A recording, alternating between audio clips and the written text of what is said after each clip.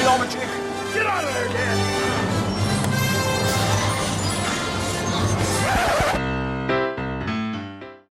They really ought to have an audio cue for that, or a video cue. Anyway, Are we live? How's we it going? are. Episode 39, everybody. We're live, and more importantly, no one can see me now. There. Nice. Sounds good. I don't know how far, we're so far behind on the Facebook live stream. Well, we're at 39. I know, but the intro has already run, and it's That's already true. going, but what I'm looking at here live, See? now the intro's running. It's See? like 45 seconds behind. Yeah. So keep that in mind if you leave any comments. True. We might not reply right away because Well, we always try. yeah, because we'll see the comment, but I think we'll see the comment in real time, but you're referencing something that was 45 seconds to a minute ago for us. So keep that in mind. That's just the nature of the beast here. True. Let me check our audio now that we're up and running. Okay. Oh my God! Speaking of non sequiturs, they're completely random, and no one's gonna understand. We were not speaking of that at all, but go ahead. Like I was walking back. I was walking by that rum bar, the new rum bar that you haven't seen yet. Yeah. That's around Virginia, and someone started talking to me in Spanish because they thought I was Mexican. Which I thought was unusual. I think it's because of my new hat, which is exactly like the old hat. Nice. Well, nice. technically, it's just a straw version of my other hat. Right. Keep it rolling while I adjust the audio. Oh, really? Yeah. Well, because it looks good on this end. Well, I just want to increase mine just a little bit because yours is nice and loud. Oh, interesting. Yeah, there we Wait, go. did you get shocked too? I did. All right. Oh, but before I forget, because we totally didn't introduce it. What? Welcome to episode 39. Oh, yeah. Of You Call This Archaeology? You call this a live stream? I don't think so. So, yeah, go ahead and leave us your, comments and stuff. We want more engagement. We do? I see Carl watching, so that's great. Carl, Oh, how's good. it going? I see a bunch of other people joined, but it doesn't look like they're watching, so I'm not really sure how to tell who's actually on. If you're watching this, maybe leave us a comment so we know that you're paying attention and doing that. Unless you're Mark Silver and you're probably working and stripping floors and moving things around right now today because you're a crazy man and you're working all the time. Anyway, thanks for joining us. So Richie, Yeah. this show's been a little crazy and haphazard because you've been in the field. Oh, yeah. Yeah, but typical is with CRM, you've got a little bit of time off. At least a little. At least a little. Yeah. Well, it depends. It's, I don't know why things are happening the way they are. I'm not going to comment too much on it. No, I mean we're not commenting about the client, the company you're working for or anything Right. like that. Of course, just the industry in general. Yeah. One of the things we were talking about the other day Ooh. was, how it's common in CRM for companies to say at the beginning of a field season, they'll do a cattle yeah. call, they'll bring people in, they'll say, oh, we've got contracts lined up for the whole summer. Yeah. Which I'm not even sure how that really works because that's not how contracts work. No. But they want people to show up, they want people to come in, so they say, we've got work for you to go, blah, blah, blah. Yeah. But then the reality is, contracts end early for various reasons. Other contracts don't start up right when those end because that's just not how it works. Yeah. And they probably can't employ you for the whole summer. So I think my cautionary tale for this is, if a company says, oh, we've got 6 months worth of work, or we've got an entire summer's worth of work, don't stop looking. That too. Don't burn those bridges, and don't stop looking, because at any point in time, you could be told you're laid off for the next month until we get things rolling again. Or alternatively, do what a lot of people were doing last night as I was like outside enjoying the nice night. Mm-hmm. Drive for Lyft. Because apparently this is now Lyft town as opposed to an Uber town. Yeah, well, and that's a great point, because if you've got if you've got another job that you can just leave and pick up or, do at a moment's notice, that's one of the good things. Of course, it requires a halfway decent vehicle for you to do that, because they inspect your vehicle and, Oh, do they? Well, yeah, they inspect your vehicle. They make sure you're not going to drive something that's going to kill someone. It has to be clean. Unless you're doing the eats thing. Yeah, if you're doing like Uber Eats, you can transport food. I'm not really sure what the other requirements are for that, Because like one of my former coworkers at the bookstore does that, and he's got a very ratty old Jeep. Nice. I'm thinking, well, if he can do that. Yeah. So. Although I also hear that the margins of that are terrible. Well, I'm sure they are. You got to work your ass off to make any money, but you're making money. Somewhat. Yeah, I mean, you're making money though. I mean, You're still out there. You're still doing something. You're not sitting at home doing nothing. So it might not be very much money, but hopefully it's keeping it rolling just a little bit. So, Well, I hear it because you're on the restaurant schedule, so that kind of throws people off. well, sure, Yeah. yeah. Oh my God! Speaking of keeping your options open, I was talking to someone lately, and the company she mentioned that she wanted to go to, everyone had heard of it, so we're all like, "Oh my God, don't go for that company because they have a reputation." Not because obviously there are certain companies. There's like certain levels of like bad and mediocre. There's like companies who like supposedly do mediocre work, or there's companies that don't treat their field techs very well. Just like, by the opinions of other archaeologists. Right. And then there's this company, which had a reputation for being extremely, extremely sexist. Like, statewide, like it's known, like, it's like pretty much an old dude company. Oh my. And if you're a lady and you go there, you're not going to be treated very well. So I was thinking about that. I was thinking, man, like, what sort of standards would you hold a company to? Like, if you need a job that badly, would you be the only woman in a company that, like, treats its field techs like it's basically treats you like a sex object or whatever they do? I mean, the answer to that question is yes, unfortunately, because people tend to work where the money is in this field. I just got finished recording episode 139 of the CRM Archaeology podcast, which will be out on June 20th, and one of the things we were talking about was company policy as it relates to per diem and field tech welfare and things like that. And the fact of the matter is, there's not a lot of options out there if you want to work. If you want to consistently work, there's not a lot of options out there, especially if you're, honestly, especially if you're a woman. You have to, sometimes, because you have to pay the bills, you have to take those jobs that you're not really going to be super comfortable working in. Interesting. But the thing is, you keep your options open. You keep looking. Don't just get comfortable because you got a job. Yeah. Keep looking. Keep increasing those skills. Doing what you can to get hired on somewhere else. And if you have to, and even if you don't like the company, unless there actually is some harassment issues going on or something like that, try not to leave early because you don't want to burn that bridge. And honestly, whoever's causing your problems, the next time around when that company says we're hiring again, those people might not be there. They may not be there. They might be your boss. They could be your boss, and who knows, right? So you make your choice, you figure out what you got to work there, and you keep on going. Sometimes, like we said in the last one, you don't have a choice. You have to work somewhere because, it's close, it's on time, it's at a right time. Maybe it's paying you $5 less than you're used to be getting, but it's more money than you're getting now doing nothing. So sometimes you got to take it. It's also interesting though that you mentioned that, because it's like, I feel like do something else then. Well, yeah, but that's my point is keep all your options open. So while you're laid off or while you're working this crappy job that you don't want, also be retooling your resume a little bit and looking at other companies and seeing what they got going on. And even if they put out a call for a job or something like that, maybe send them your resume, and then when you get the call, say, hey, man, I sent that out, but then I just took another job. You don't have to tell them the truth. Just be like, listen, I just took this other job, but it doesn't get over for another 3 weeks or 4 weeks or something like that. Can I do this and then show up on your project late? Will you take me? Or can you just keep me in mind for your next thing? I mean, just tell them that and just be like, listen, I'm shovel bumming here. I've got to do what I got to do to pay the bills. I hope you understand that. And if you're just upfront with them and just tell them that, then I think they'll be a little more understanding. But at the same time, you're filling out your Uber application if you've got a car that can do it. You're filling out your Lyft application. You're taking a digital marketing course. You're taking a digital course online that allows you to be a digital nomad, they call it, or somebody that can work remotely.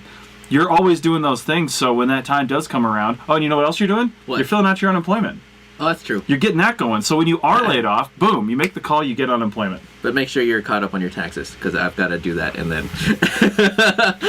I mean, you have to be... Yeah. It's a true story, because you could be collecting unemployment right now. I know. So... Well, not only starting Friday. Oh, okay. Well, yeah. Either way, those are all the things that you should be doing. This is a job that has, you're constantly hustling it. I know. Unfortunately, that's the case, and that's the reality. We don't want it to be that way, but that's the reality. So, because I feel like there's certain lines you should draw, and like like if you don't want to work for a company that's awful or sexist, then leave, do something else. Yeah. It's like the people who refuse to work in like the Midwest, or who refuse to work in the Southeast again because they're super soft. I was just thinking, man, if we had like a weekly skills podcast that was just for field techs that we just like talked about one thing. I keep thinking because Richie was talking about going to Food Truck Friday, which is a thing here in Reno, which is I'm sure it's a thing in a lot of places. Yeah. But we could call the podcast Field Tech Friday. Oh my God, that's almost like Feedback Friday. Yeah, for another show that we listen to. Yeah, the Jordan Harbinger show. Check it out. My God, I mean, this isn't quite non sequiturs, but we had a long drive, right? Mm-hmm. And so we had all exhausted all our music and everything. And so I just started listening to I just started playing the Jordan Harbinger podcast, and I got a couple of people into them. Nice. Like really into them because they're like, oh my God, this applies to my life and everything. It's a great show. Yeah. Yeah. Like this week, like I learned something this week. Don't close your letters with what was it? Oh, thanks in advance, or whatever. Why did they say not to do that? Because I haven't heard that one yet. In fact, I got a new phone and I forgot to resubscribe to that because there's a new 10 out? No, I'll tell you the story. I smashed mine last week. Really? Yeah, and had to get a replacement. Wow. Yeah. But that's another story. But apparently this dude had wrote a book and he was like contracting all these high performers, including the Tim Ferriss dude. And like he spent 7 years contacting all these people, and like he came up with a list of like email do's and don'ts. Okay. Yes, and one of the main ones that stuck out to me was don't enclose your letter with thank you in advance. And again, why did they say not to do that? Because it shows arrogance. It also shows you're just like everyone else and you want something from them. You're doing the ask in the email before they even agree to be asked. Yeah, so you're not providing any value, but you want something from them.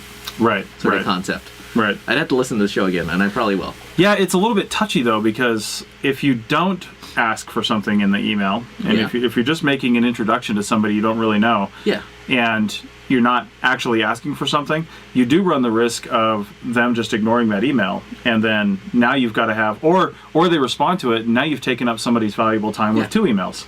They email you back and say, oh, great, nice to meet you, blah, blah, blah, blah, blah. Now you have to send another email that says, oh, can you do this for me? Well, the thing is, he also gave advice on how to close a letter, and I'm like, God damn it, that's why I gotta listen to it again. Because, like, literally, it's the craziest story. He obviously writes this book. God, I forgot what the subject of the book was, because the important part was that he paid for the publication of his book by being on The Price is Right and winning. Oh, yeah? Yeah. That's a little crazy. Yeah, instead of studying for his finals one day, he studies how to be on The Price is Right because it's filming in his town. Nice. And he goes on there and he wins the whole show. I mean, there is strategy to that show. Yeah, that's what he said. Yeah. That's probably why they're always changing the games around. Oh, I didn't think about that. Yeah. But are they faster than Google? Are they faster? Yes, changing their games. Oh, well, nobody's faster than Google with that. See? Yeah. Oh, wait, but what happened to your phone? So, I can't remember if I said this on the last podcast, but I injured my back. Oh, you did? Yeah, I was just doing nothing. I mean, it's probably because I'm 43, who knows, but, I was just leaning over my bicycle, and I think I pinched a nerve. I didn't get an official diagnosis of that, but that's what everybody said it sounded like. Yeah. And that's the kind of thing that just takes time. And I was actually getting ready to drive to Los Angeles last Wednesday. Oh, did you? No, because of what I'm about to say. I was actually going down for a movie premiere. Really? My first Hollywood movie premiere. I actually have some drone footage in this movie. It's called Wally Got Wasted. Who knows? Regardless of what you think about that kind of a movie, it's kind of an action buddy comedy sort of thing. Yeah. And it seems like a fun, summer kind of movie.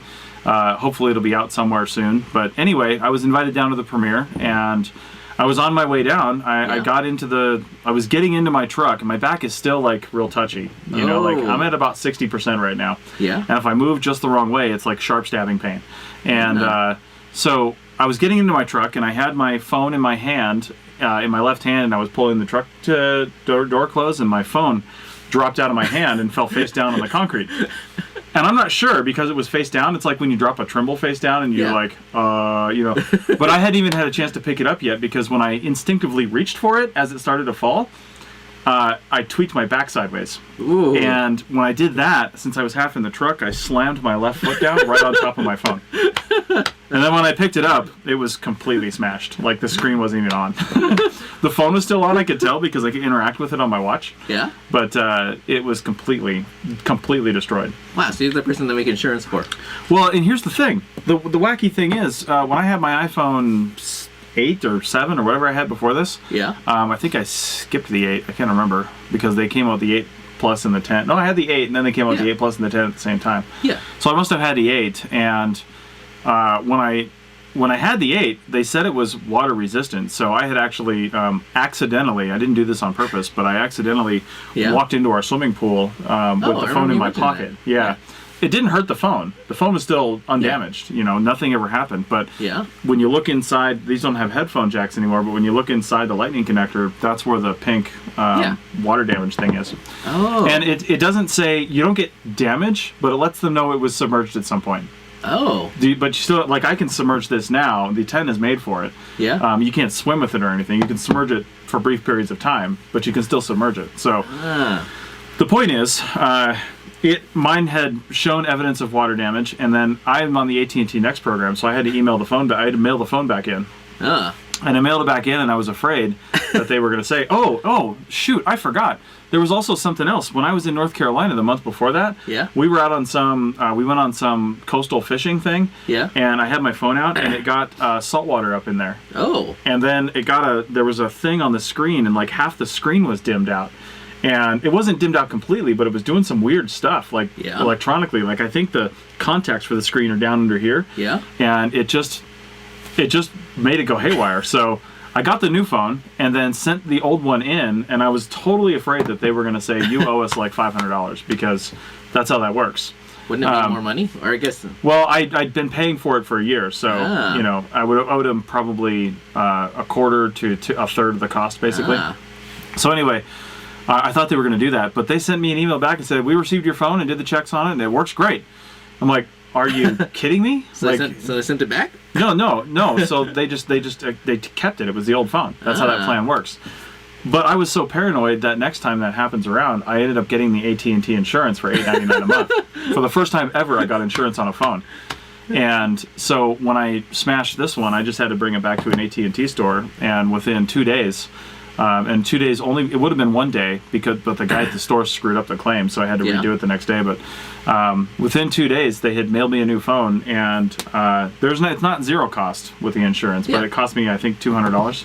Wow. So the Apple Store, if they do a full replacement within 1 year of purchasing it, if you don't have insurance or Apple Care, they make, if it's a total replacement, which this was because it was bent also, they charge you half the device's value. So Apple would have cost $580 for a new phone. So AT&T, since I'd never had a claim before, that was also part of it. Interesting. Was about $200. And they didn't even charge me right then. It shows up on my next phone bill. Interesting, because I went the opposite way with insurance. Yeah? Well, because if you read the insurance policy carefully, it's only a replacement for the exact phone you have. So if you've had your phone for 5 years, you get a 5-year-old phone. If they have it. Exactly. I mean, they probably don't have it in stock. Exactly. Yeah. So what do you get? I didn't read that carefully.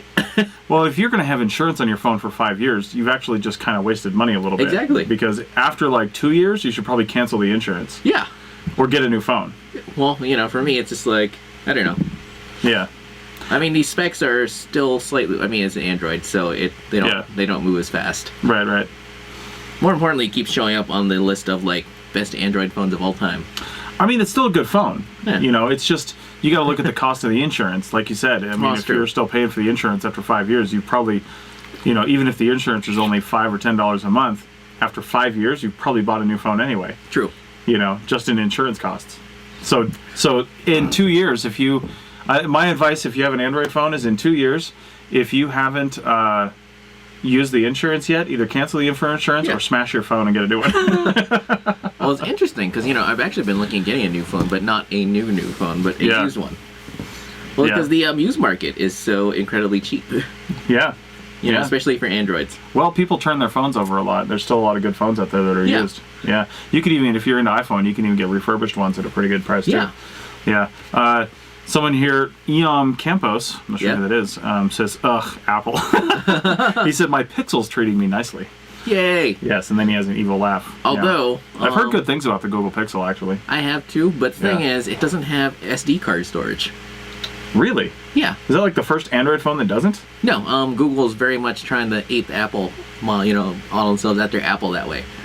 And so was Motorola when they made this phone. Yeah. So it doesn't have a micro SD card slot, which I really miss a lot, which is the only reason I'm looking for a new phone. Yeah. Carl here says he's finally upgrading his iPhone to a Samsung. Yay! Yeah. Ha! So. Well, I mean, have you seen all the hate videos on, like, Apple customer care service lately? Like, Linus Tech Tips, he got one of the fancy new iMac Pros. And apparently it took them many months to replace it, and he just put up a video. I haven't watched it yet, but he says, Apple replaced my iMac Pro, but I'm still mad. Yeah.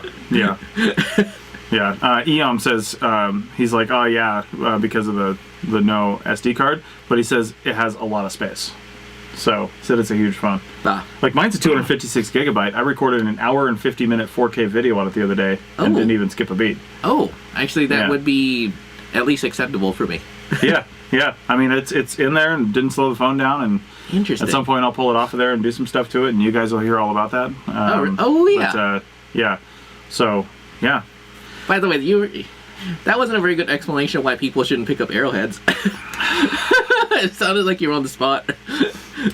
I mean, you got to say something, So Richie's referring at some point, hopefully in the next few weeks. It's going to take me some work to get it out, but you didn't clap when you did the beginning.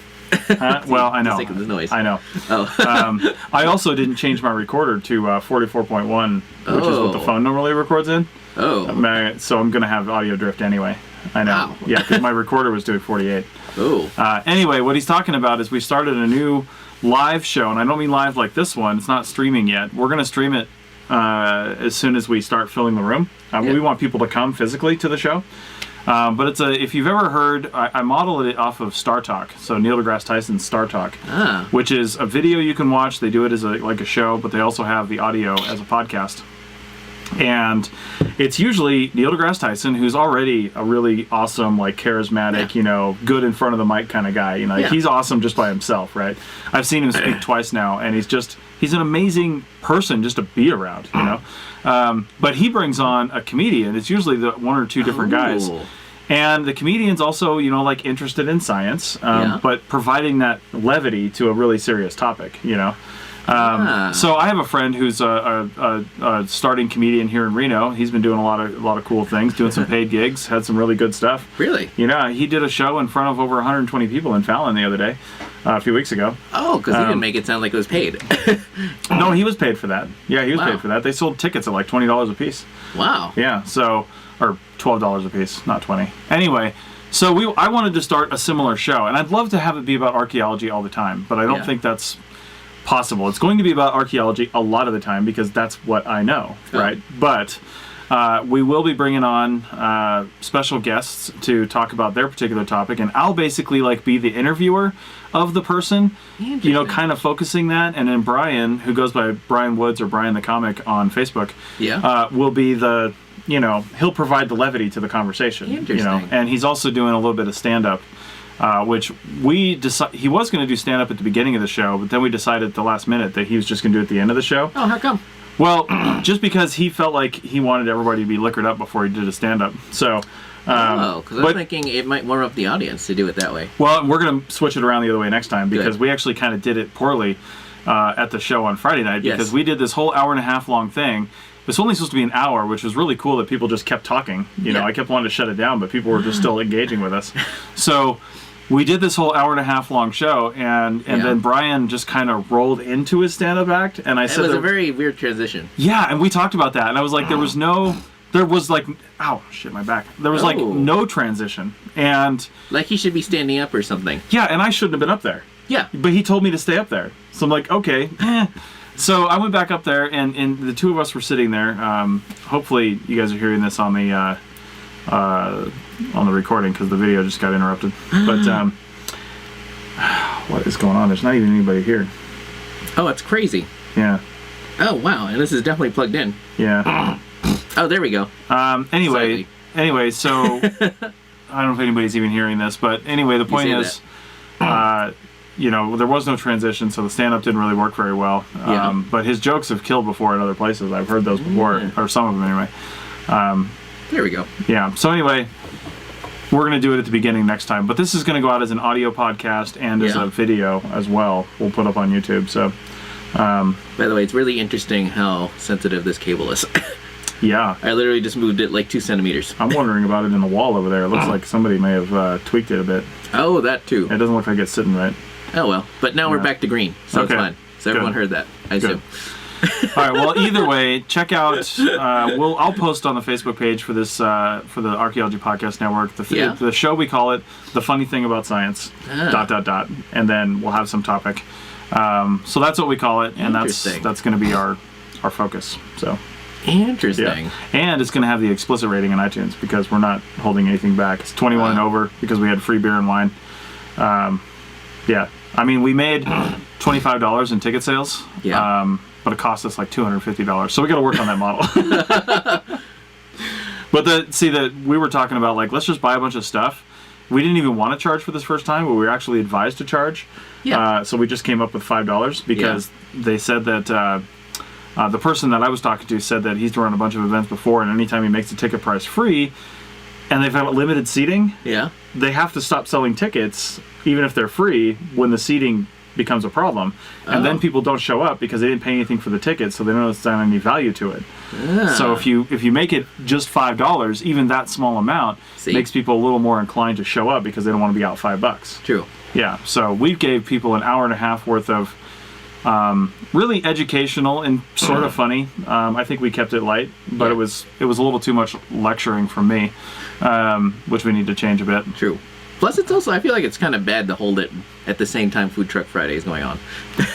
Well, that wasn't really the intent. When we set up the date, we weren't even thinking about Food Truck Friday. And quite honestly, Food Truck Friday gets a lot of people, but there's 300,000 people in Reno, so True. All we need is 20 of them to not go to Food Truck Friday at 7 o'clock, 7:30 in the evening. It starts at 5.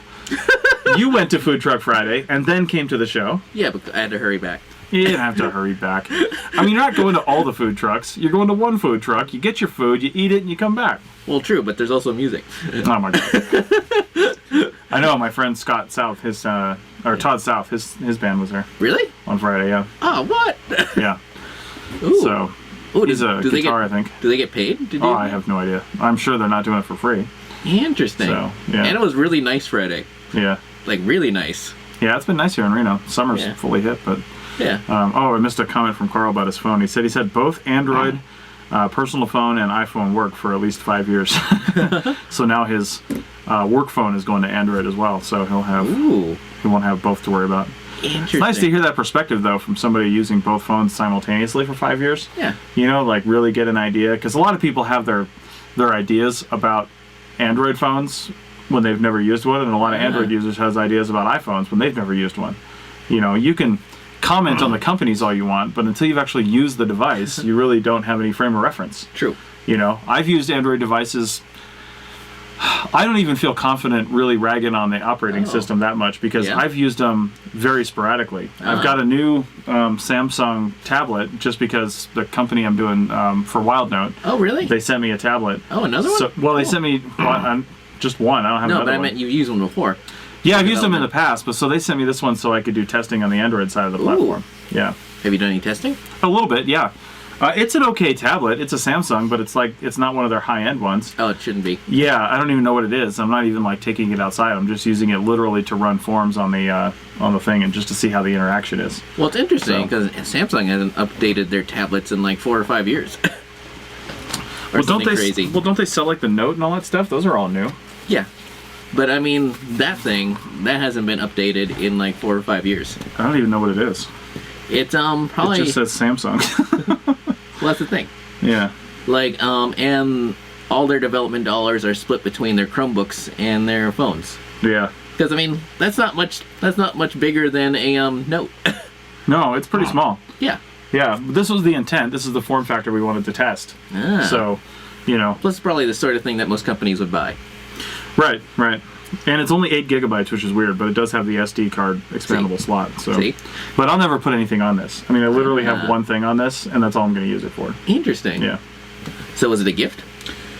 Or does it have to be sent back?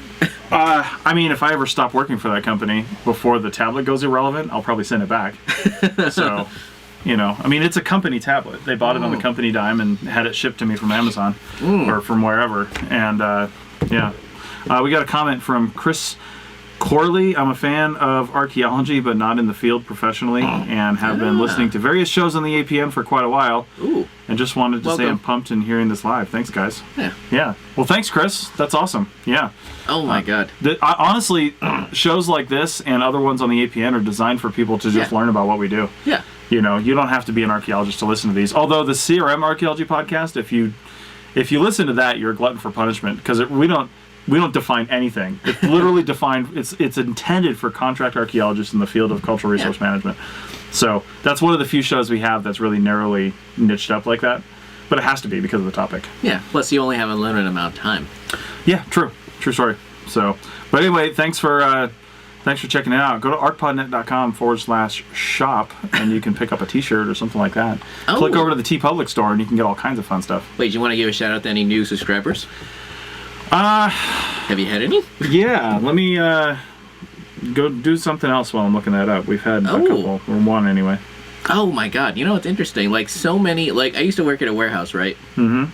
And at least 2 of the food trucks that I see on a consistent basis at Food Truck Friday, are there. Oh yeah? Yeah. One of them's like the fried stick one. Fried stick? It's like like chicken on a stick or something like that. Oh yeah. Yeah. Everything on a stick? Yeah. Nice. But for some weird reason, I decided to go for the Soul Food Kitchen. Sounds delicious. Exactly. Yeah. Because who doesn't like fried catfish? I know. And like pulled pork and stuff, there is so much pulled pork in this town. Yes. When it comes to festivals and things like that, my God, everybody's doing it. Although it makes me laugh because I'm, at one point you and I worked with someone who claimed to be from Kentucky but was actually from Ohio. His name is Zach, or was Zach, is Zach. Right. And we were watching a food show where the main ingredient was catfish. Yeah. And like one of the chefs who was like from England or something, like decided he was gonna bake it, and like Zach almost had a heart attack because catfish apparently is not good any other way than fried. Oh yeah. But I think it's because of the texture or something. Okay. Yeah. That's the one thing I remember. I don't think I've ever had catfish. Yeah. Catfish is not bad when it's fried. Yes, I haven't had catfish, and I'm pretty sure I haven't been catfished, so 2 different things. Oh, I forgot about that. Yeah. Anyway, Catherine Turney is our newest standard member. Ooh. So, in fact, now that she's through her trial period, I need to send her the stickers and her welcome card that she got. So. You know what's interesting? Have you ever thought about because I see this on YouTube shows. I'm not sure if I've ever heard it on a podcast, but you ever heard about shouting out new subscribers at the end of every podcast? It's like an outro. Kind of. I mean, it works on like YouTube shows and things like that because people typically tend to watch them live. Yeah. But all our podcasts are recorded, and I'm wondering. I often wonder about the back catalog for our show because we have a lot of people listen to our stuff in an educational setting. Yeah. And 4 years from now, I'm not sure I want to be calling out new subscribers at the end of a show. A show like this that is live and intended to be live, and this is how we do it. I have no problem doing it here. Oh well, I never thought about like calling out maybe not naming them, but just like thanking new subscribers or something. Yeah, sure. I mean, we do that sometimes. You do? So yeah, occasionally. Oh wow. Sometimes when I think about it, not all the time, of course. But usually I'm not even thinking about it because the shows on the APN almost have nothing to do with the APN. They're just shows that we have. And yeah, and if we have other hosts, they don't typically ask me when they record, hey, do we have any new subscribers? Or, stuff like that. I don't know. We're changing that around. But, yeah, it's we're having kind of a big turnover this summer, with 3 shows transitioning and then 3 new shows coming on this summer. Oh, really? Did you want to talk about that? We can. I think I mentioned it last time. We have a zoo archaeology show coming up called Archaeoanimals. No, you didn't mention that. Oh, okay. So we've got that coming up. Hopefully in the next, I think, beginning of July is when that's going to come out. Really? Primarily because they've recorded 1 episode and they're episode 0, but they're going to record a second one. But they're one of the hosts ended up. I mean, she's in the field right now for like 3 weeks in the middle of nowhere in Scotland. Oh. So they're going to record the next episode sometime around the end of June. And then they'll release all that at the same time at the beginning of July, and then I think they'll be monthly until they possibly go every 2 weeks coming in the fall, but we'll see. They're going to start out monthly. Wow. All So, right. yeah, I know. Seems like an ambitious schedule. I know. Well, not really, though. So many podcasters in the rest of the world do, like, weekly shows, you know. But the thing is, I feel like the reason why there's a lot of turnover at the APN is because a lot of people see it as more of a hobby and not a job. Sure, it's not a job. I mean, even if you did it once a week, you're only putting in, because you're not doing any of the editing. I mean, the APN does all the work, so... you know, if you're just providing content and recording, sure, you have to find an interview if you're going to do an interview show. Yeah. You have to do a little bit of research, but really you're putting in like a couple hours a week and for a hobby, you know, but something that also it might be a hobby, but it also helps build your resume a little bit, you know, because it's a good thing to have. Anyway, the other two shows, one's called Historical Yarns, which is great. My wife is actually one of the co-hosts of that show. If you're a knitter, if you're listening to this and you're a knitter, look for that show at the end of August. They'll be doing 6-episode seasons and probably about 4 seasons a year, but they're tying the show about using historical information about different sorts of fiber arts and things like that and techniques, and tying it with what they call a knit along, where they'll release different clues to a pattern throughout the 6 weeks. And if you're an APN member, we were talking about this, you might be able to get the entire pattern up front, like before the show starts. But either way, over the course of 6 weeks, they'll have a historical component, and then they'll have a component where they talk about the pattern that you're knitting. That is a custom designed pattern by one of the two hosts. Oh my god. So it just makes me think of my South American archaeology class, because obviously, you know, Peruvian or whatever, Incan, like weaving. Yeah. Oh my god, I did so horribly in that class. Also because I wasn't that interested in weaving. Yeah. Well, this is all knitting. That's what they do. So check that out. Hopefully, end of August, that'll be the first season that'll come out. Like I said, you'll get 6 episodes in 6 weeks. And then I think because of the weird time frame for how this was going, they're going to skip the kind of just delay by a couple months the next one and start it in January, and then that'll be quarterly basically starting in January. So and you should definitely try to get CRM archaeologists involved or interested in it, because like think about like it's the perfect thing to do while you're monitoring. Sure. Yeah. Like I met an archaeologist and she was wearing this giant crocheted octopus on her head. And she did it while she was doing a really boring monitoring project. Well, that's how my wife got really into knitting. She had kind of been interested in it before, but she really picked it up at some point while we were doing CRM, and then we started, right about the time she picked it up, we started moving out west with long drives, like long drive times just to and from the project area. And she would just be knitting back there the whole time, as long as we weren't on like a 2-track road, because she couldn't do it on that. But you know, if you're on a good road, then she was just knitting the whole time, so it was pretty crazy.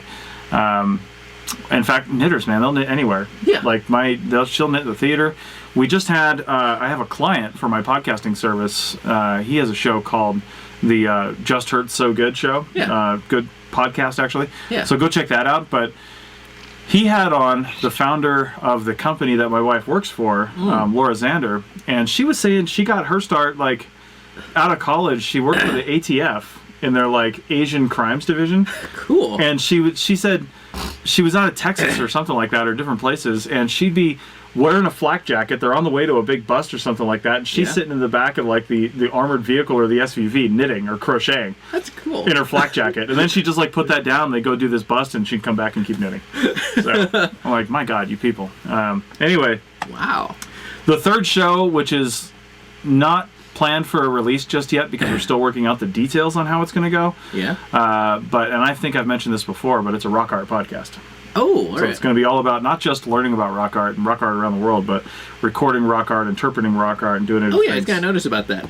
yeah, it's going to be because I set up the I set up the back end on this. So it's going to be hosted by myself and Dr. Alan Garfinkel Gold. Yeah. I'm going to be like the novice questioner on this show, and he is the industry expert in rock art. And I'm just going to be asking him questions because I do that all the time anyway. Him and I talk probably once a week. Are you going to be able to get in any questions while he's talking? Maybe. We'll see.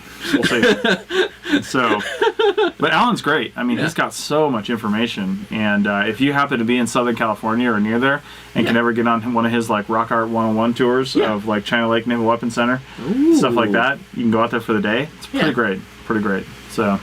Although it does make me think of my field school professor who taught me how to do excavation. He does a similar thing, but in Peru. Oh yeah. Yeah. So I thought, oh my god, if I ever get enough money one of these days. Nice. My wife did all her field schools in Peru. Really? Yep. Wow. So that was a lot of work down there. Yeah, but man, that's like, was it any of it relevant when she got back here and started doing CRM archaeology work? Well, obviously the cultural stuff wasn't very relevant, but the excavation techniques, she was a crew chief for the last 2 seasons she went down there. Really? So that helped out. Yeah, she went down as an undergrad first, and then, well, she was undergrad the whole time, and then she went, the last time she went, out of the 3 or 4 years she went, was after she graduated. She went back the following summer, because she took off CRM for a little while to go down and do that field school.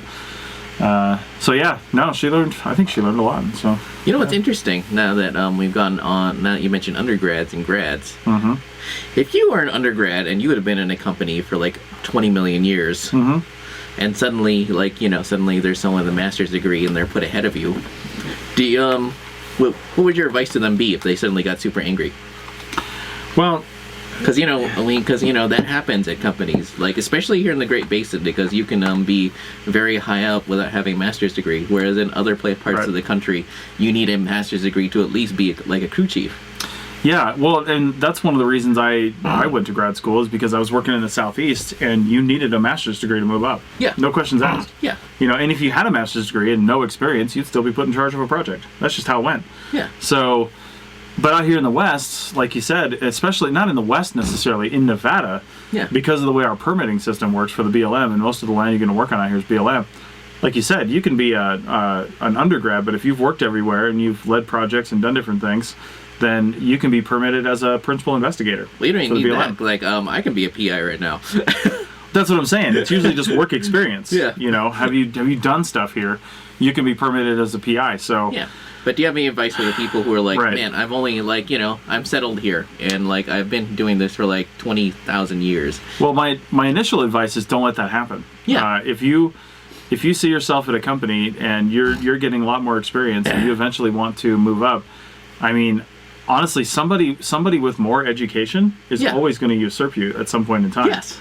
Because that's just how the world works. Yeah. I mean, we're not going to have a philosophical conversation on education, but that's how the world works. So if you've been working somewhere for a while and somebody comes in that's hard charging, driven, wants to succeed, and they have the education to fit the job position, they're going to eventually be moved in over you. And my only advice to you is either go get a graduate degree, go work somewhere else, or stop your complaining. Because if you just, and this is true for everybody, if you've just treaded water without a graduate degree for so long, and maybe you like that position, I don't know, maybe you like where you're at. If you like where you're at, then we're not having the conversation anyway, because you're not complaining.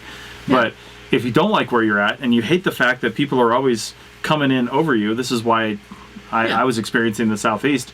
If you hate the fact that your leaders are always, inept at what they do, then become a leader. Yeah. And to most people that means go get a graduate degree. And it's not that hard.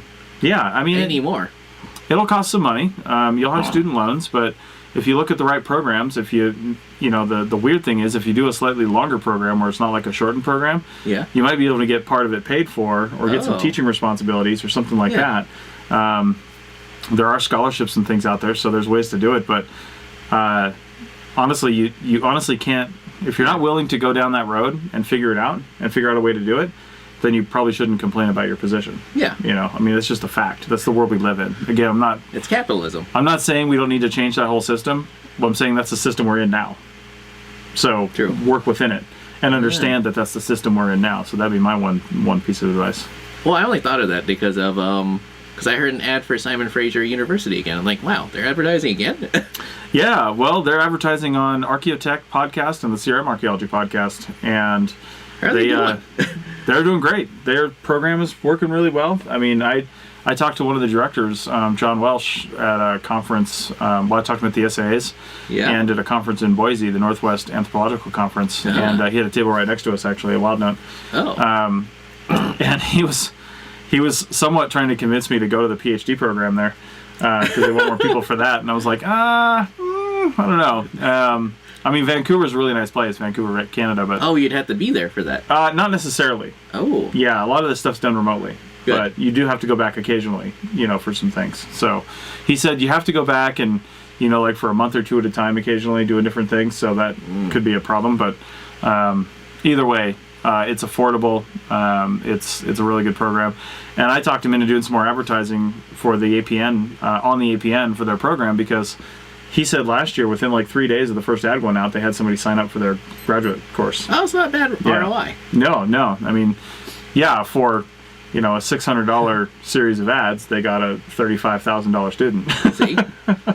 Oh my God. So that's not too bad. There are actually things I want to talk about this podcast, but I was just curious. I want you to tell them about the about that weird Sunday you had. Which Sunday was that? What? Oh, did you call it a parfait? Oh, that. I was thinking days of the week. No. Yeah, I don't know how this has any relevance at all to anything except the fact that it was amazing. Well, we're archaeologists and we always end up talking about food. We always talk about food. So there was there's a festival going down, not festival, there's an event going on in downtown Reno this weekend. Because they'd be very angry if you called it that. I know, right? It's called Street Vibrations. It's a whole bunch of bikers and Harleys and things like that. But they got all these booths where they're selling, literally everything is black and or leather at these booths. Black and or leather. That's all it is. And every single food booth is meat. Like there's no anything else. Usually there's some variety, but no, all meat. So I had this thing, and at first I thought it was going to be gross, but it was actually delicious. And it was like in a cup that was about maybe the size of this 20-ounce bottle here, up to the shoulder anyway. And it was, they called it a pork parfait, a pulled pork parfait or something like that. But it was basically layered pulled pork, mashed potatoes with a little bit of cheese on them, pulled pork, mashed potatoes with a little bit of cheese on them, and then pulled pork again on the top with like a ice cream scoop of mashed potatoes on the top, and a little dollop of barbecue sauce right on top of that. I mean, it looked like an ice cream sundae kind of thing, like a peanut butter parfait or something from Disney, from Dairy Queen or something. Ooh! But it was all meat and mashed potatoes. Oh my God! I might actually go down there today for that. It was so good. It was $10 and worth every penny. Yeah. It was delicious, and it's genius. A lot of those places down there, they'll have like, you've got the little cardboard boats that have like, a sandwich in it and fries and things like that. Yeah, it's hard to eat. This is just a plastic cup with a fork. Done. And it was great. It was easy to eat, and they had them ready to go because they were selling them so fast. They'd pre-make them and set them down inside this little warmer thing, so they didn't have to like put it together. Oh man. Yeah, so I handed over to, like, my wife was waiting in line for something else. She was getting chicken strips somewhere. Yeah. And I walked over. There was no line.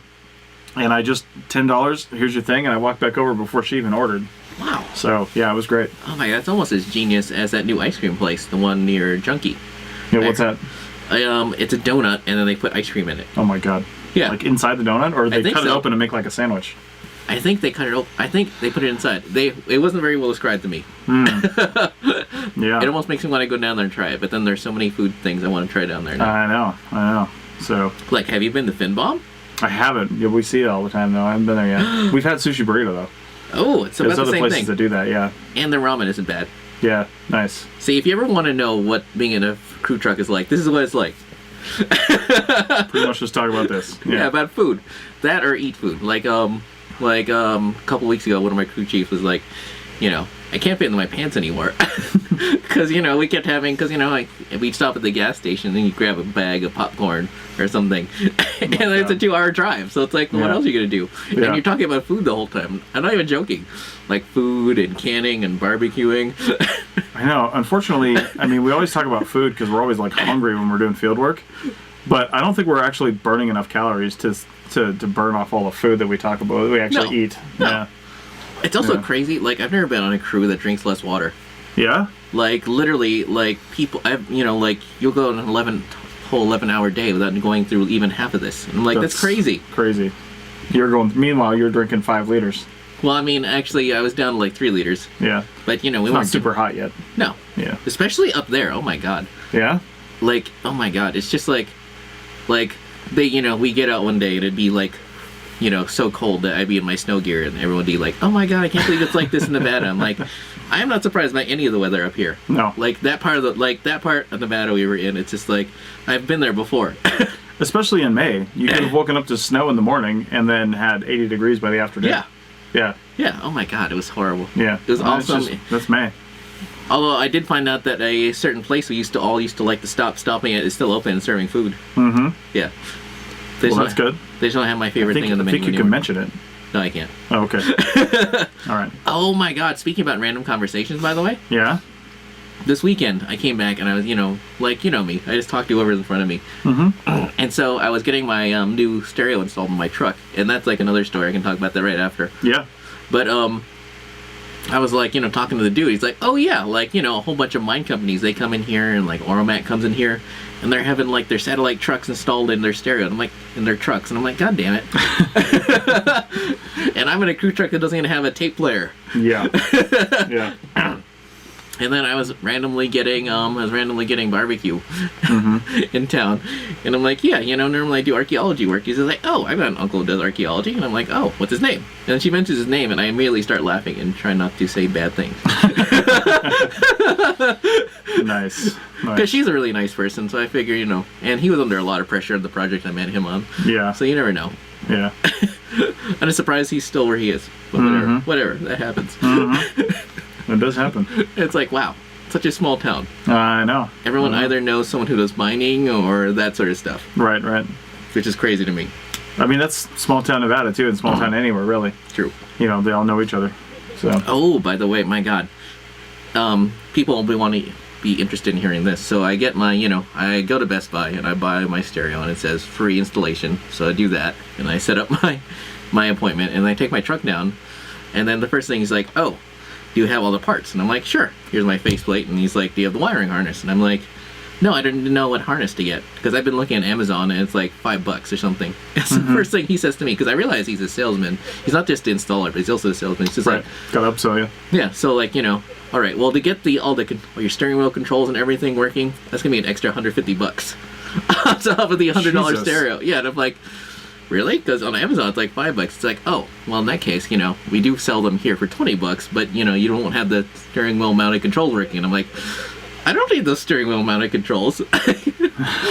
and then we go through the whole thing, and and he does the Amazon price matching, and I paid $3.12. Nice. It took him like 15 minutes to install it. I'm like, Oh really? my God. Like, wow, you are a terrible salesman at upselling. Because like that's like a shock when you when I heard it. That being said, people wouldn't even know the difference. Some people. Yeah. You probably would have charged them $150. Oh my God. Yeah. Although it is crazy how much smaller, because obviously he took the old stereo unit out and put it on the ground, and I had a chance to look at the stereo unit that I bought from Best Buy. It's like, wow, it's like so much smaller. Although that's also because there's no CD changer in it. Ah, right. Because the Takes up Toyota's a lot of space. like, I'm not sure if your truck has it, but my truck had the 6-disc CD changer. Yeah, mine's got it. Yeah, it's huge back there. Yeah, I'm sure it is. Yeah. Yeah. And obviously I don't care about that at all. I've never put a CD in my truck once. Yeah, like most people use it as like a holder for like you've got those cell phone holders that mount. Yeah, I used to have one of those. Yeah. Yep. And it's like all I use it for is like Bluetooth now. Yeah, that's all I've ever used mine for. Yeah. We had satellite radio for a while. I ended up shutting that off because we were never using it. Oh. We use Spotify, so. Yeah. Well, the thing is, mostly we're listening to podcasts, so. Yeah. I just turned off the satellite because I didn't need it. Yeah. I had satellite radio for like 18 years and then shut it off. Wow. Really? 18 years? Maybe 16 years. I got it in 2001. So. Wow, I thought you would have shut it off sooner than that. No, I listened to it a lot. It's Spotify that killed it. Ah. Spotify and the ability to download playlists and listen to whatever I want on my schedule, not on the satellite radio schedule. Yeah. Honestly, that's what did it.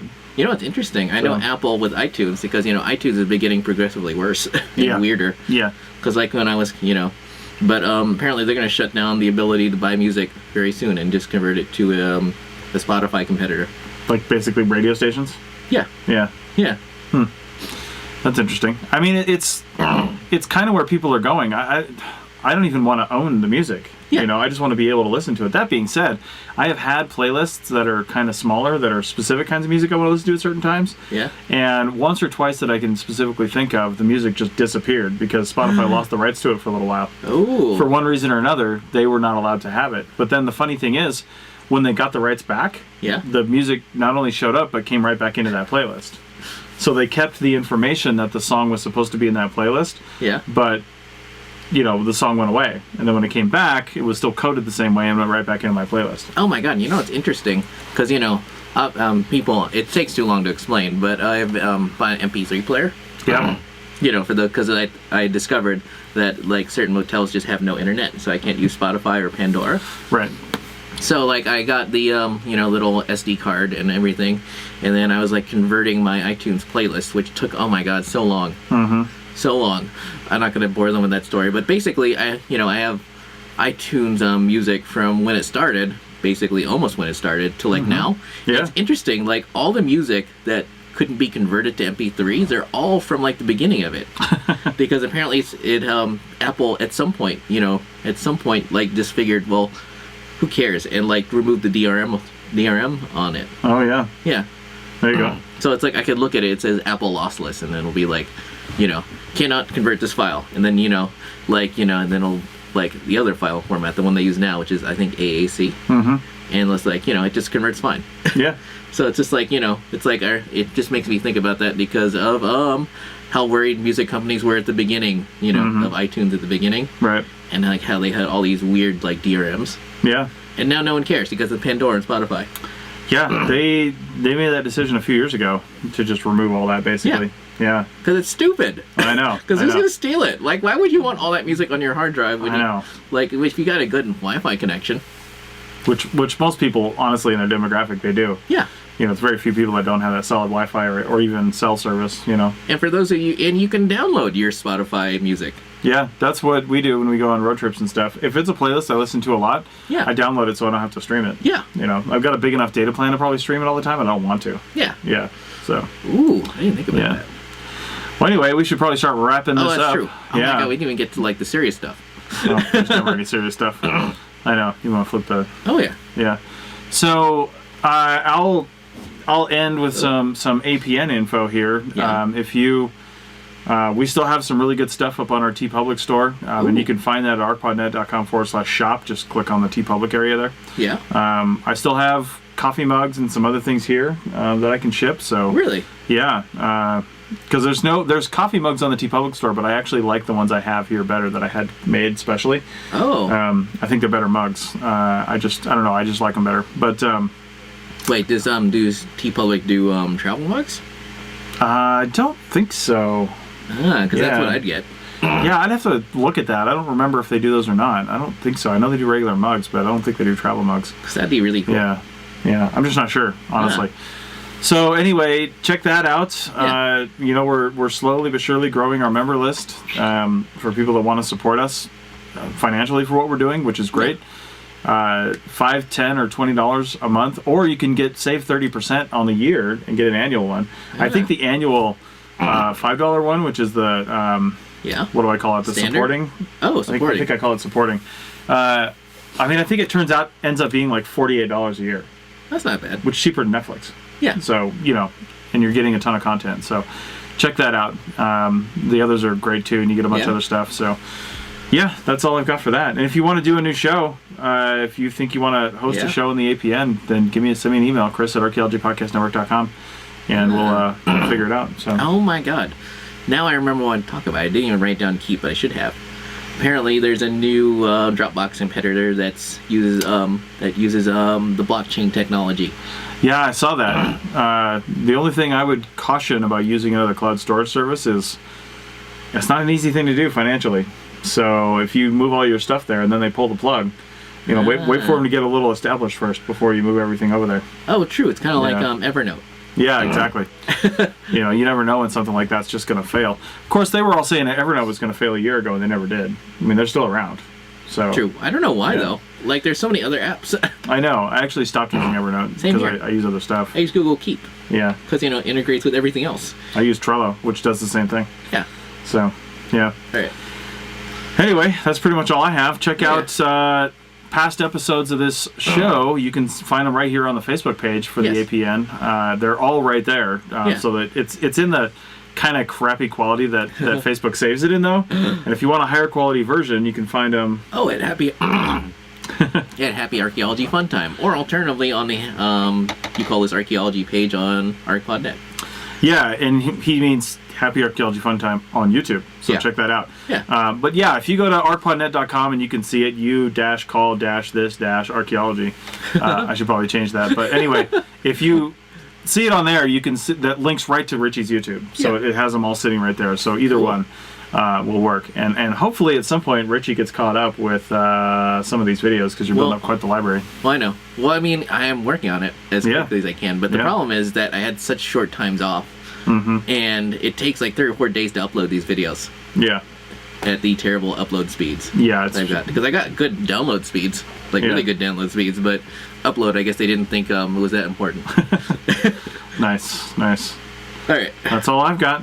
So I'll be in New York State next week, so we won't have a recording. And as long as Richie still isn't in the field, then we'll have one in probably 2 weeks. Oh, really? Yeah. Oh, I mean, cool. I'll be here. Yeah. Hopefully I'll be here. As long as you'll be here, yeah. So hopefully Richie won't be here. Hopefully he'll have a job, and he'll be working. Yeah, So we'll see. But otherwise, thanks a lot, everybody. And See you next check time. us out. See you At later. some point. See ya.